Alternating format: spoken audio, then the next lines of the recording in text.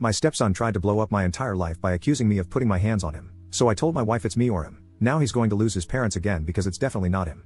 A bit of background: I, 40M, have been married to my wife, 40F, for 5 years. She has a son, 10M, and a daughter, 8F, from her previous marriage, and I have one daughter, 7F, from my previous marriage. About a month ago, her son accused me of hitting him. I have never put my hands on him or anyone. My wife confronted me, and I denied it. She didn't believe me. After the argument, I went to cool off and talk to my friend. He was worried, very worried, and said that I should get the hell out of the house with my daughter. He said that, as a man, no one was going to believe me, and I could lose my daughter if things escalated. I finally understood the gravity of the situation I was in. After a long walk, I made up my mind. I went to my house and asked my wife to come talk to me. I said that I never hit him, I don't know why he said it, and I don't want to know anymore. I told her that I was not feeling safe in this house, and I didn't want to risk my future and my daughter's future. I told her I understood her mama bear mindset, so I wouldn't blame her for not believing me, but the last place I wanted to be was anywhere near a mama bear. I packed my bags and my daughter's bag, and we left for my parents' house. I refused to take her calls and asked her to only contact me through messages, since it's not legal in my state to record without the consent of both parties. Her messages ranged from blaming me to blaming herself and wanting to talk in person. 3 weeks later, she messaged me and told me that she believes me. When I left, she actually started to question her son's allegations, and obvious inconsistencies began to emerge. She realized that her son was lying. She apologized profusely and begged me to come back. I refused.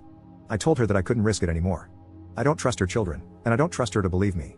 I can't risk it. She asked me what I wanted her to do, give up her kids' custody? And I said, honestly, I do love her, and I do want to stay with her, but I can't risk being with her anymore if her kids are staying with us. I told her I was sorry, and I didn't expect her to leave her kids, so I thought it was best if we moved forward with separation. It turns out she is actually considering giving up custody of her kids. Her ex-husband called me and asked why his ex-wife was talking about giving up custody. I told him the truth, and he was very angry with her son but more angry with my wife. So, we are in the middle of a crap storm, and I am not budging. I can't stay in the same house as her children.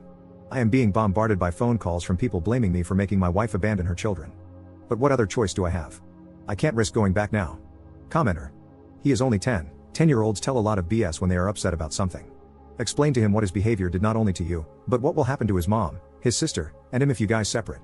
Also, what has your stepdaughter done wrong? She hasn't accused you of anything, but you are still projecting everything onto her too? Ops response. I think you underestimate the gravity of what he has done. Even my wife took his side. My friend is right, I could have lost my daughter if things had escalated. Who would have believed me? How could I have even proved my innocence? You are right that he is 10, so he can't be held fully responsible for his actions, but I would be held responsible for something I didn't do just because he said it. I can't sue a minor for defamation. My reputation and future would be destroyed without any recourse. He is just too risky for me to live in the same house with. He has power but no responsibility. And yeah, thanks for pointing it out. I guess she got lumped together with her brother when my wife asked whether I wanted her to leave her kids. So, for the past week, the discussion has been about her kids as a whole, and I just wrote it out without thinking. But when I think about it, it's not like my wife can leave her son and keep her daughter. I don't know, this situation is messed up no matter how you look at it. Update 1. I posted here 3 months ago about my stepson lying to his mom, saying that I put my hands on him. After I made that post, I decided to file for divorce and informed my wife. Literally the next day, she told me she is pregnant. Honestly, I didn't believe her at first, the timing seemed too convenient. I took some time to process it and asked if I could accompany her to a doctor's appointment. She agreed, and it turned out she was 12 weeks pregnant. We had a talk, and I told her we would have to do our best to co-parent the baby. She promised that she would make sure her son behaved from now on and that I wouldn't have to worry about anything. I told her I wasn't willing to risk my future on her word, given how easily she believed her son over me. I made it clear I wasn't blaming her, as it wasn't wrong for her to believe her son. So, we are definitely getting a divorce. She is scared to go through the pregnancy alone, but what other choice do we have? We will have to do our best. Another child will be raised in a broken family. Her relationship with her son has gone to the dogs. He is currently living with his father, and she is refusing to talk to him. I can't find it in myself to judge her.